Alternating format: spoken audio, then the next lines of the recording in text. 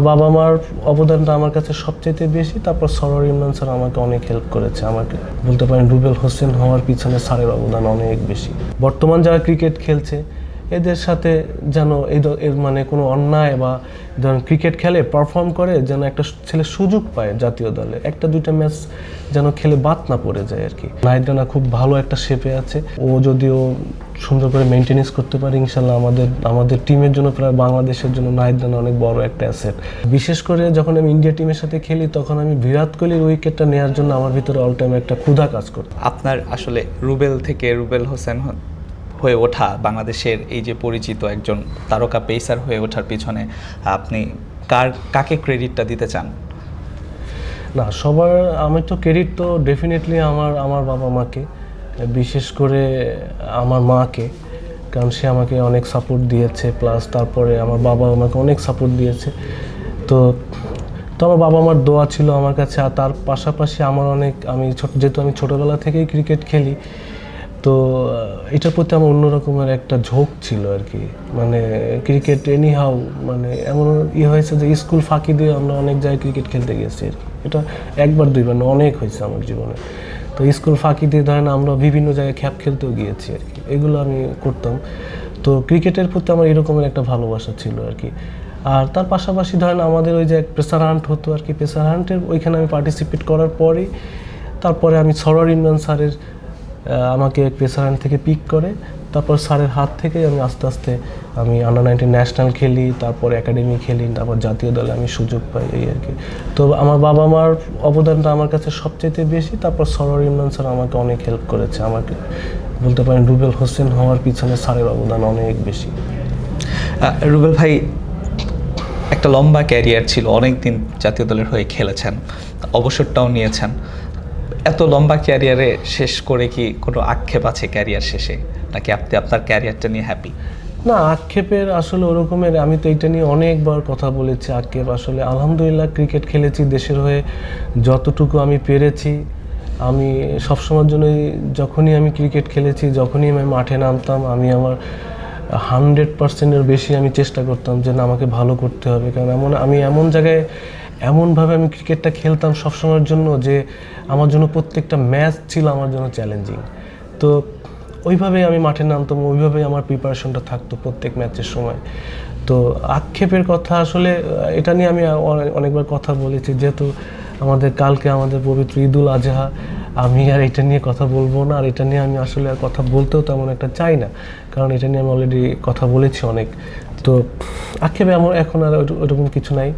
তো আলহামদুলিল্লাহ এইটাই আর কি। আমি চাই যে আমাদের কিছু প্লেয়ারের সাথে বা আগে যেটা হয়েছে, বর্তমান যারা ক্রিকেট খেলছে এদের সাথে যেন এর মানে কোনো অন্যায় বা ধরেন ক্রিকেট খেলে পারফর্ম করে যেন একটা ছেলে সুযোগ পায় জাতীয় দলে, একটা দুইটা ম্যাচ যেন খেলে বাদ না পড়ে যায় আর কি। বাট আই হোপ এটা এখন থেকে কমই হবে আর কি। রুবেল ভাই, বাংলাদেশের সামনে খেলা আছে, আপনি নিশ্চয়ই খেলার দেখার চেষ্টা করেন, হয়তো বা ব্যস্ত থাকেন। অস্ট্রেলিয়ার সাথে সিরিজ, পাকিস্তানের সাথে সিরিজটা শেষ হলো, বাংলাদেশ পাকিস্তান যে হোয়াইট ওয়াশ করলো, দেশের মাটিতেও হোয়াইট ওয়াশ করলো, এটা আমাদের জন্য আসলে কতটুকু বড় অ্যাচিভমেন্ট?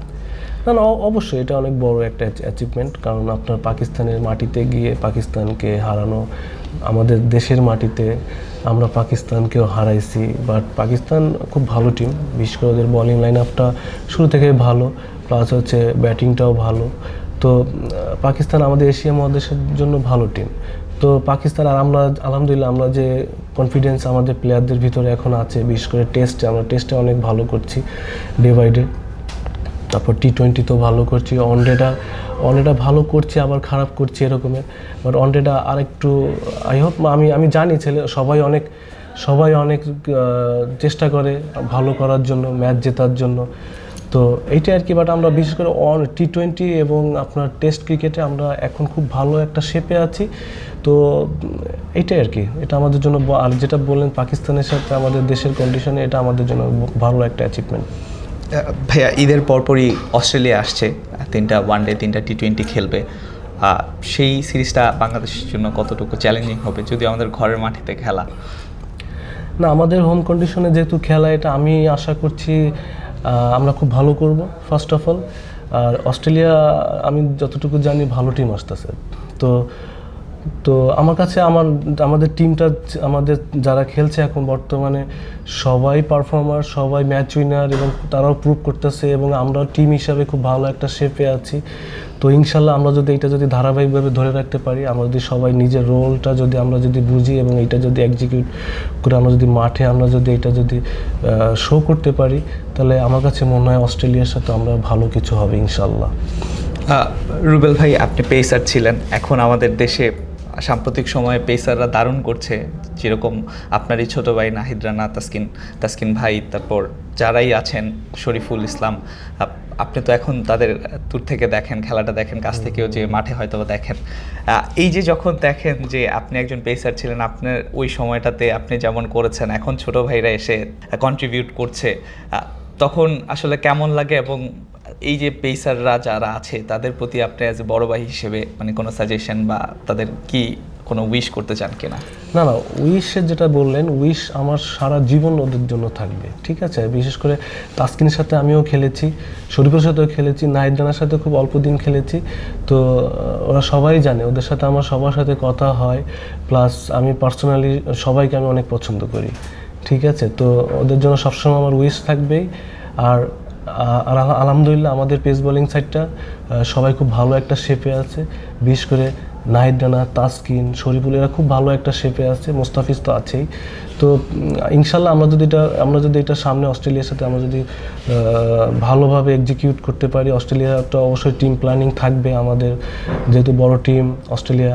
তারপর হচ্ছে আমরা যদি ওই টিমের যে প্ল্যানিংটা থাকবে ওটা যদি আমরা সুন্দর করে এক্সিকিউট করে আমরা মাঠে শো করতে পারি, তাহলে আমার কাছে মনে হয় খুব ভালো হবে। আর বিশেষ করে আমি নাহিদ রানার কথাও বলবো, কারণ নাহিদ রানা খুব ভালো একটা শেপে আছে, আর ও যদিও সুন্দর করে মেনটেনেন্স করতে পারে, ইনশাল্লাহ আমাদের টিমের জন্য, প্রায় বাংলাদেশের জন্য নাহিদ রানা অনেক বড় একটা অ্যাসেট। আর তাসকিন খুব অনেক বছর ধরে তাসকিন খুব ভালো একটা শেপে আছে।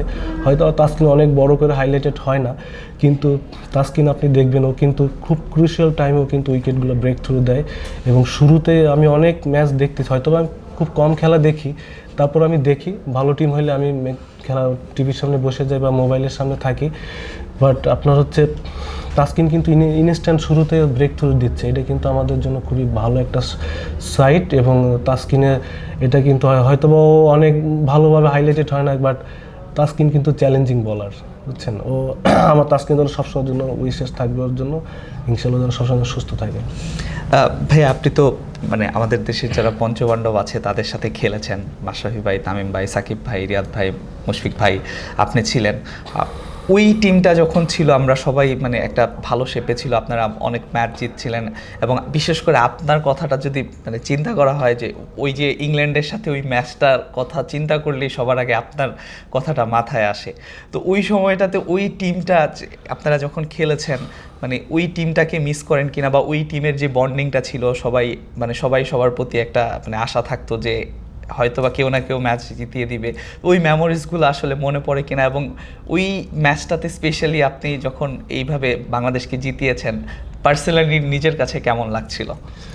না, আপনি যেটা বলেছেন, আসলে আমরা অনেক বছর একসাথেই ক্রিকেট খেলেছি। আমার তো 2009 আমার ডেবু।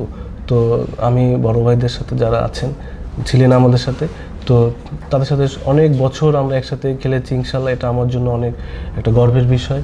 তো তাদের আমি অনেক ভালো ভালো সাজেশন পেয়েছি। তো এটা আমি সবসময়ের জন্য আমার মেমোরি বা আমার ভালোভাবে থাকবে আমার কাছে সবসময়ের জন্য।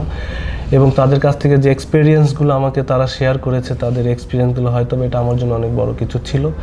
আর এটা অবশ্যই আমি মিস করি, কেন মিস করবো না? কারণ ইন্টারন্যাশনাল ক্রিকেটে আমি অনেক বছর খেলেছি। কারণ আমার এই জায়গাটা আমার খুব একটা আবেগের জায়গা, আবেগের জায়গা, অনেক ইমোশন থাকি। তো তারপরও আপনার বাস্তবতা আপনাকে মেনে নিতে হবে, কারণ ক্রিকেট তো সারা জীবন কেউ খেলতে পারবে না, কারণ একটা টাইমের পরে আপনাকে ক্রিকেট ছাড়তেই হবে।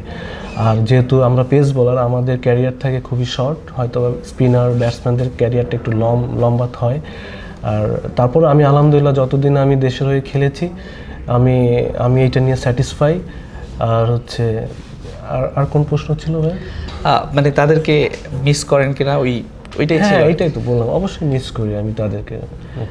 ভাইয়া, আর হচ্ছে যে ইংল্যান্ডের যে ম্যাচটা যে জিতিয়েছেন ওই মোমেন্টটাতে মানে আপনি কেমন ফিল করছিলেন পার্সোনালি? না না, ওটা তো আসলে আমাদের তো ওই ম্যাচটা ছিল আমাদের ডু অর ডাই ম্যাচ। তো ডেফিনেটলি ওই ম্যাচটা আমি আমার 100% দেওয়ার চেষ্টা করেছি এবং দিন শেষে হয়তো বা আমি সাকসেস হয়েছি ইনশাল্লাহ, আল্লাহ আমাকে হেল্প করেছে আর আমিও মন থেকে চেয়েছিলাম।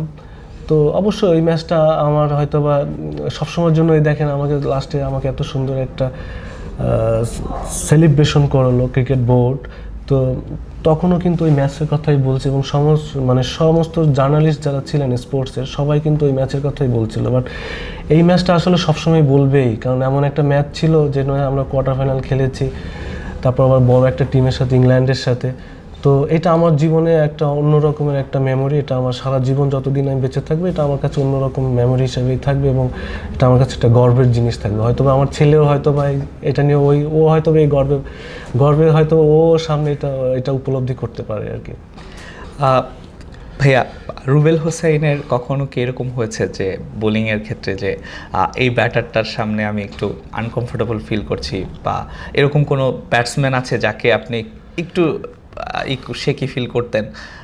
এরকম কেউ কি কখনো ছিল ইন্টারন্যাশনাল ক্রিকেটে? না, অবশ্যই আছে, কেন থাকবে না। আপনার সাধারণত আপনার ওয়ার্ল্ড ক্রিকেটে যারা হচ্ছে মানে পাওয়ার হিটিং ক্রিকেট খেলে আপনি জানেন, বিশেষ করে ওয়েস্ট ইন্ডিজের প্লেয়াররা, তারপর আছে সব টিমেই কিন্তু পাওয়ার হিটার ব্যাটসম্যানরা আছে। তো এদের সামনে অবশ্যই বল করা সবসময়ের জন্যই চ্যালেঞ্জিং। আপনার অ্যান্ড্রু রাসেল বলেন, ক্রিস গেইল বলেন, ডিভিলিয়ার্স বলেন, তাই না? তো তারপর আরও আছে ম্যাক্সওয়েল আছে, তাই না? এদের সাথে বল করাটা আমার প্রত্যেকটা পেস বলার, শুধু আমার না, প্রত্যেকটা পেস বলারই চ্যালেঞ্জিং ছিল। বাট আমি তারপরও চ্যালেঞ্জ আমি অ্যাকসেপ্ট করতে পছন্দ করি। বাট তারপর অনেক সময় সাকসেস হতাম, অনেক সময় ফেইলার। বাট আমার কাছে ভালো লাগতো আর কি, এটাই আর কি। অবশ্যই এদের সাথে বল করাটা সব আমার জন্য চ্যালেঞ্জিং ছিল। এইরকম কোনো ব্যাটসম্যান আছে যে রুবেল হোসেন যাকে মাঠে দেখলেই চলতেন যে না একেই আমার আউট করতে হবে, এর উইকেটটাই আমার নিতে হবে, আমার এই উইকেটটা না চাই, এরকম কেউ আছে কি না? না, ওরকমের আসলে কি ধরেন, আমি যখন সচিন টেন্ডুলকারের সাথে যখন আমি খেলেছিলাম, আমি জানতাম ও হয়তো বা বেশি দিন খেলবে না, সচিন টেন্ডুলকার। তো আমি তার উইকেটও পেয়েছি, কিন্তু তার উইকেটটা আমি নেওয়ার জন্য অনেক চেষ্টাও করেছি। বাট আমি প্রথম ম্যাচটা আমি ক্যাচ মিস করছিল, আমার একটা ক্যাচ, আমি নামটা নাই বলি, ঠিক আছে। কিন্তু পরের টেস্টে চিটংয়ে আমি তার উইকেটটা পেয়েছিলাম। ওই উইকেটটা আমি নেওয়ার জন্য অনেক থাকে না, এই উইকেটটা আমার দরকার, এরকম একটা আমার ভিতরে একটা ফিলিংস কাজ করেছে। আর বিশেষ করে যখন আমি ইন্ডিয়া টিমের সাথে খেলি তখন আমি বিরাট কোহলির উইকেটটা নেওয়ার জন্য আমার ভিতরে অল টাইম একটা ক্ষুধা কাজ করতো, যে আমি যেভাবে ওকে আমি মারতে দিব না, প্লাস আমি ওর উইকেটটা চাই বা উইকেটটা আমাকে নিতে হবে, এরকম একটা ওর সাথে যখন ওকে যে আমি বোলিং করতাম তখন আমার ভিতরে এই ফিলিংসটা আমার ভিতরে চলে আসতো, চলে আসতো। রুবেল হোসেনের প্রিয় অপোনেন্টকে, মানে যদি বলি যে কোন অপোনেন্টের এগেনস্টে খেললেই রুবেল হোসেন জ্বলে উঠতো বা চিন্তা করতো যে আজকে ওদেরকে হারিয়ে দেবো, এরকম? না, আমার ম্যাক্সিমাম ভালো রেকর্ডগুলো হচ্ছে আপনার নিউজিল্যান্ডের সাথে আর ইংল্যান্ডের সাথে। তো আমি নিউজিল্যান্ড আর ইংল্যান্ড এই টিমের সাথে আমার পারফরমেন্সগুলো খুবই ভালো, তা বলতে পারেন এই দুইটা টিম আমার কাছে ভালো। রুবেল ভাই, আমি যদি একটু মানে টপ 5জন বোলার আপনাকে পছন্দ করতে বলি, যে আপনার ফেভারিট আর কি, পার্সোনালি ওয়ার্ল্ড ক্রিকেটে আপনি যাদেরকে একটু পছন্দ করেন, এরকম 5জন ফাস্ট বোলার আর স্পিনার হোয়াট এভার যেই হোক, আপনি যদি বলতে হয় আপনি কাকে কাকে রাখবেন আপনার টপ 5 বোলার্স? 5জন মানে এক্স হইতে পারে, এক্স বা প্রেজেন্ট, ওভারঅল সব কিছু মিলিয়ে আপনি যাদেরকে মানে খুব পার্সোনালি পছন্দ করেন ওয়ার্ল্ড ক্রিকেটে, আপনি আপনাকেও রাখতে পারেন চাইলে।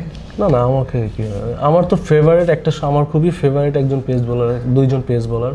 ওদেরকে তো আমি আমি জানি না তাদের মার্ক হিসাবে কোথায় যাবে, বাট আমার ফেভারিট তারা, আমার ফেভারিট হিসাবে আমি তাদেরকে রাখবই, ঠিক আছে। তো আমার এন্ড্রি ফ্লিনটফের বোলিং, ব্যাটিং, ওর সব কিছু আমার ভালো লাগতো।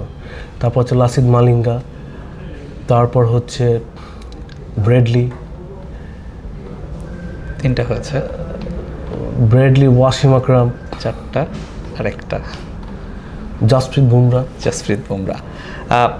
আর যদি 5জন ব্যাটারের কথা বলা হয়, ব্যাটার বা হোয়াট এভার অলরাউন্ডারও হতে পারে, যাদেরকে আপনি পার্সোনালি খুব পছন্দ করেন? আমি পার্সোনালি পছন্দ করি না, তাদের এই টিম হিসেবে যারা ওয়ার্ল্ড ক্রিকেটে দাপটের সাথে খেলেছে। ব্যাটার হিসাবে তো আমার কাছে রিকি পন্টিং, তারপর হচ্ছে সচিন টেন্ডুলকার, ব্রায়ান লারা, আর সাকিব আল হাসান, তারপর হচ্ছে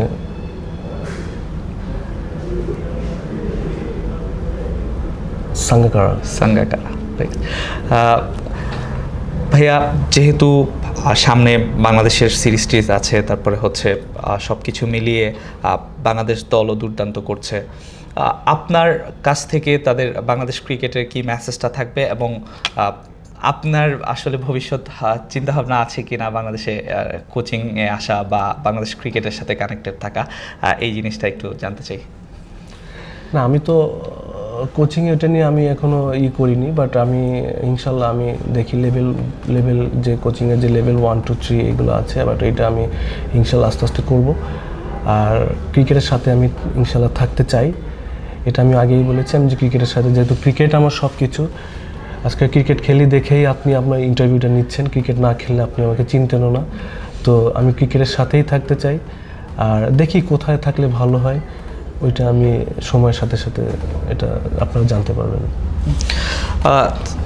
দর্শক, আমরা কথা বলছিলাম বাংলাদেশ জাতীয় দলের সাবেক তারকা ফাস্ট বোলার রুবেল হোসেন, রুবেল ভাইয়ের সাথে। জানছিলাম তার কাছ থেকে তার অনেক জানা অজানা গল্প, তার ক্রিকেট নিয়ে বিভিন্ন গল্প জানছিলাম। দর্শক, এতক্ষণ সাথে থাকার জন্য ধন্যবাদ আপনাদের সবাইকে। ঈদ মোবারক সবাইকে, সবাই সুস্থ থাকবেন এবং ভালো থাকবেন।